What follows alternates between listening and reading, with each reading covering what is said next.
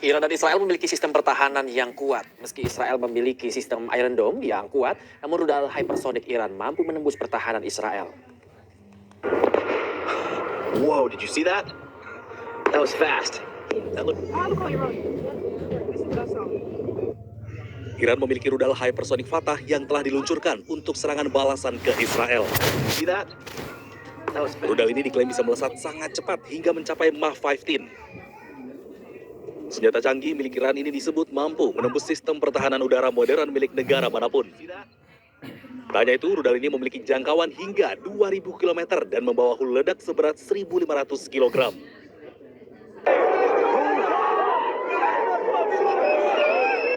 Sementara itu, meski tak secanggih Iran, Israel memiliki sistem pertahanan udara Iron Dome. Oh my God!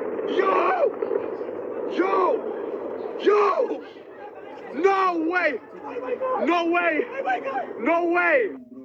Misil pengecoh rudal itu akan meluncur secara otomatis saat ada rudal masuk wilayah udara Israel. Namun, dalam beberapa kali serangan, sistem Iron Dome Israel gagal menghalau rudal milik Iran tersebut. Pada minggu waktu setempat, serangan rudal hypersonic Iran menewaskan 9 orang di Tel Aviv serta melukai puluhan orang. Warga Israel yang tewas akibat tembakan rudal Iran telah meningkat menjadi 10 orang dengan hampir 500 orang yang terluka. 8 rumah dan tempat perlindungan bom hancur dalam serangan Iran. Bendera merah dikibarkan di atas Masjid Jamkaran Iran setelah Iran mengkonfirmasi bahwa pemimpin tertinggi Ali Khamenei gugur dalam serangan gabungan Amerika Serikat Israel. Bendera merah secara luas dianggap sebagai simbol balas dendam.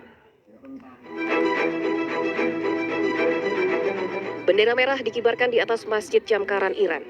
Bendera dipasang pada tiang di kubah masjid dan dikibarkan petugas berseragam sambil memegang foto Khamenei.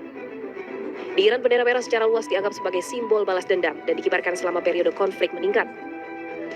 Media pemerintah Iran melaporkan kematian pemimpin tertinggi Ali Khamenei pada hari Minggu. Teheran menyatakan 40 hari masa berkabung nasional dan 7 hari libur umum saat negara bersiap untuk upacara pemakaman. Amerika Serikat dan Israel melancarkan serangan gabungan sejak hari Sabtu. Sebagai balasan, Korps Garda Revolusi Iran juga melancarkan serangan rudal dan pesawat tak berawak yang meluas terhadap Israel. Ya Allah!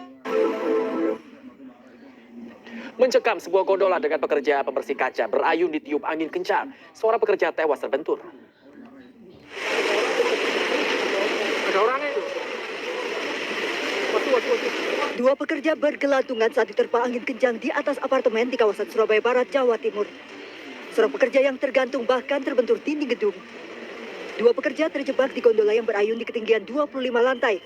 Bahkan petugas kedaruratan kesulitan melakukan evakuasi terhadap para korban yang terjebak. Hari ini saya akan mengajari Anda cara mengaplikasikan kelopak mata ganda yang super tak kasat. Satu orang pekerja yang bergelantungan tewas dalam insiden tersebut, sementara seorang pekerja dalam gondola terluka dilarikan ke rumah sakit. Dievakuasi melalui lantai 25 ya, jadi buka jendelanya. Ya, nanti dikomunikasikan sama pemilik gedungnya, jadi mungkin nanti dinaikkan. Kondisi gondola sudah berhasil diturunkan, namun evakuasi jenazah menunggu proses olah TKP. Dari Surabaya, Jawa Timur, Rahmat Ilyasan, iNews melaporkan. Pemirsa, seorang chef asal Prancis rela turun ke jalan membagikan takjil gratis untuk warga di kota Bandung, Jawa Barat. Sang chef menyiapkan hingga 200 porsi takjil untuk dibagikan secara cuma-cuma. Seorang koki asal Prancis bernama David Seleba, atau yang akrab disapa Bule tukang masak, membagikan takjil gratis pada warga di Jalan Perintis, Kota Bandung. David sibuk menggoreng bakwan sayur di bawah tenda kecil miliknya. Tak hanya gorengan, ia juga membagikan minuman manis dan kurma untuk melengkapi menu berbuka puasa warga. Orang dewasa maupun anak-anak antusias dan antre menunggu menu takjil yang dimasak oleh sang bule. David kerap berpindah untuk membagikan menu takjil dan menyiapkan sekitar 200 bala-bala setiap hari. Ya, insya Allah selama Ramadan, tapi kalau di sini, di Klin 8, di Jalan Perintis, kita sekitar 5 hari. 5 hari di sini, nanti kita pindah ke Penka, ke 1967, kafe restoran yang ada di sana. Nanti insya Allah pindah lagi. Punya bala-bala, yaitu vegetable fritter, the French. Kaget ya, kaget baru pertama lihat boleh masak, selama lagi bagi-bagi tajil. Lagi lewat pas lihat bagi tajil, pas ada air kita dah. Ibu emang orang sekitar sini? Enggak, orang sana Sleman. Aksi memasak tajil ini bukan kali pertama dilakukan. Sebagai seorang mu'alaf, ia mengaku kerap berbagi di bulan suci Ramadan. Dari Bandung, Jawa Barat, Yuni Arcandika, iNews melaporkan. Ramadan membawa warna baru bagi pecinta kuliner di Kabupaten Jember. Salah satu menu yang tengah diburu adalah bakso tulangan iga kuah pedas. Selain enak dan gurih, juga sensasi kuah bakso yang juga dinilai berbeda.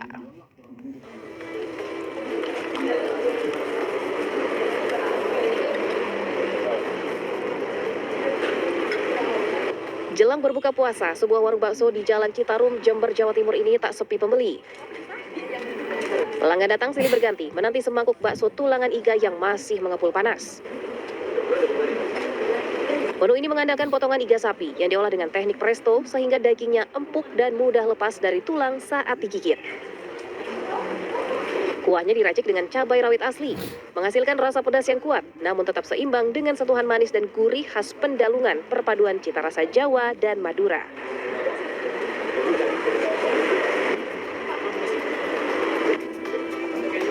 Pemirsa, Wapres ke-6 RI Tri Sutrisno meninggal dunia di Rumah Sakit Pusat Angkatan Darat Gatot Subroto. Jenazah dimakamkan di Makam Pahlawan Kalibata, Jakarta Selatan. Hujan mewarnai pemakaman Wakil Presiden ke-6 Tri Sutrisno di Makam Pahlawan Kalibata Senin siang. Upacara pemakaman dilakukan secara militer yang berlangsung khidmat. Presiden Prabowo hadir sebagai inspektur upacara pada upacara pemakaman ini. Wakil Presiden Gibran Rakabuming Raka dan sejumlah menteri kabinet juga hadir mengantar Tri Sutrisno ke peristirahatan terakhirnya. Para prajurit TNI mengantarkan jenazah Tri Sutrisno dan membantu menurunkan ke liang lahat.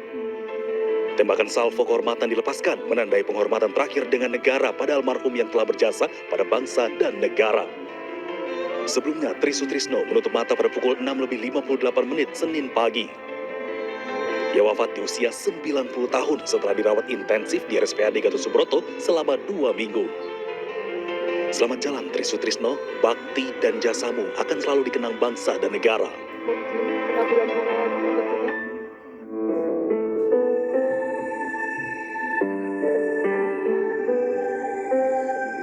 Tri Sutrisno merupakan Wakil Presiden ke-6 Republik Indonesia.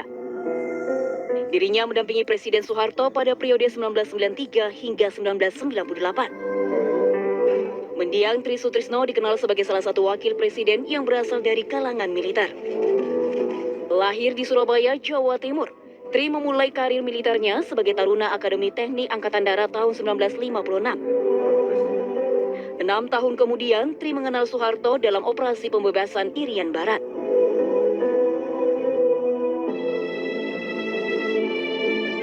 Pada Agustus 1985, Tri Sutrisno diangkat sebagai Wakil Kepala Staf TNI Angkatan Darat. 10 bulan kemudian, ia dipercaya menjabat Kepala Staf TNI Angkatan Darat. Puncak karir militernya dicapai ketika dirinya menjabat Panglima ABRI periode 1988 hingga 1993. Di tahun 1993, Tri Sutrisno terpilih melalui sidang umum MPR sebagai Wakil Presiden RI mendampingi Soeharto. Masa jabatannya berakhir pada 1998 dan posisinya digantikan oleh B.J. Habibie. Akibat perang antara Amerika Serikat dan Iran, penyanyi Agnes Mo diisukan terjebak di Dubai dan tidak bisa keluar. Pelantun lagu Get Loose itu akhirnya muncul dan memberikan klarifikasi jika dirinya baik-baik saja.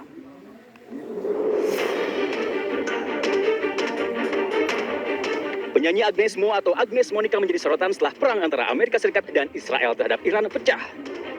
Serangan belasan bertubi-tubi dari Iran ke Timur Tengah turut menghantam beberapa titik di Teluk Dubai.